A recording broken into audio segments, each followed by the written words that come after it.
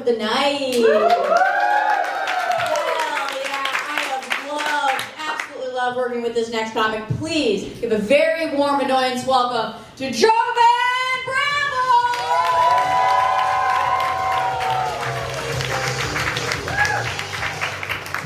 How's everybody doing? My name is Jovan. Let's tell some jokes. So, Groundhog Day is slowly becoming my favorite holiday. For those of you who don't know how Groundhog Day works, it's one day we all get together, we all get dressed up, they bring news cameras out, everyone's peaceful and unified, and we all come to watch a groundhog come up out the ground, go back in, and from that we know if we have 6 more weeks of winter or spring is coming 6 weeks earlier. And it doesn't have to say a word. That's exactly how I want the next 3 years of Trump's presidency. I just want us to get together, bring the cameras out, he pops up out of a hole, doesn't say a word, and just leaves. If I could get that 3 more times and never have to see him again, I'm all for it. We can even treat like the Met Gala and all get dressed up. I will wear a Valentino suit, chest me all out. I'm all for it. Lots of people in here. Any couples in here? No, okay, that's great. This gonna hit. So, it's Valentine's Day. I went through it single, hoping for my own little meet cute, and it actually kind of happened. With the maintenance man in my building. So how it started was, he came to fix the heat of my apartment, and before he left, he started to mansplain to me how air pressure works in my apartment. So I'm like, okay, this is kind of weird, mansplaining. I don't know if we're in a relationship or just going through all the steps of a toxic relationship. The next time he came around, he did a little job in the apartment, left his tools there, didn't come to pick them up. So I'm like, all right, cool. Leaving your stuff in my place. Still a little bit weird, but I'm like, am I overthinking it? The third time it was random pop-ups. The third time it was random pop-ups. Hey, just want to see how you're doing. Don't need anything, but just want to know if everything's good. I'm like, all right, okay. 14th popped around. Nothing. Didn't see him, didn't hear from him at all. But on the 15th, though, got a knock on my door. The maintenance guy said, hey, sorry I couldn't come by yesterday. I really apologize. I wanted to swing by, but I was busy with work, and I just want to get my tools so I can go. I'm like, okay, packing stuff up. And then he said, hey, catch you around. Then I said to myself, I said, oh, I was overthinking. It wasn't like a weird, toxic, unspoken relationship. I was the side piece.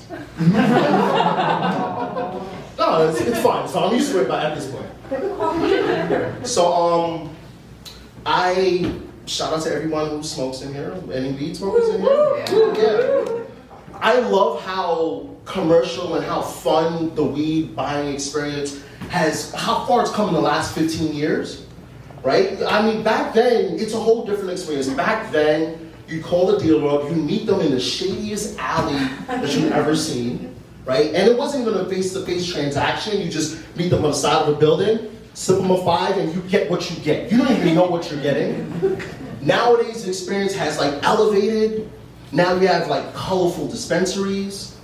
The weed or the strains have all these cute names, Strawberry Dreams, Mimosa. And they even give you a card, a little membership card that you visit 5 times, right? And then in your 6th visit, you get like a free ounce or something. So they really want you to come back. And honestly, at this point, I don't even get high off of weed. I get high off the experience of buying weed. It's like the war on drugs, forget the cartels. The war on drugs really lost to excellent customer service.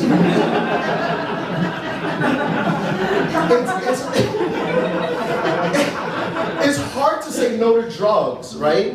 When every time you leave, you're treated like a guest on the, like a celebrity walking down the spirit tunnel.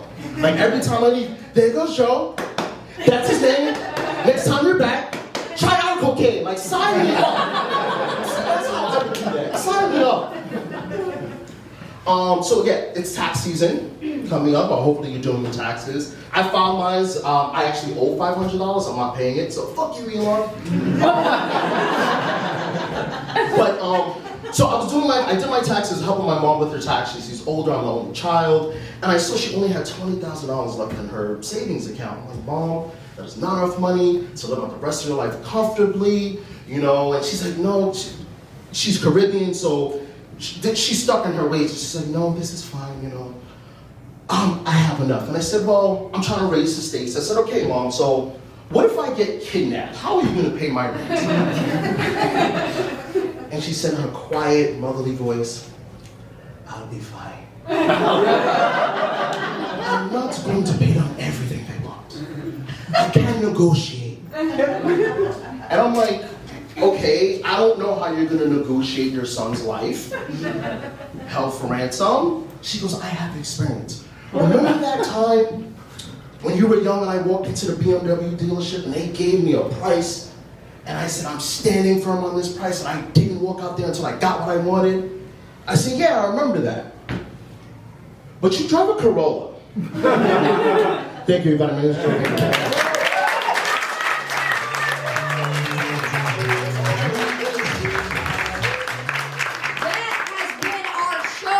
Thank you so much for coming out to Annoyance Theater. Give it up once again for all the comments you saw tonight.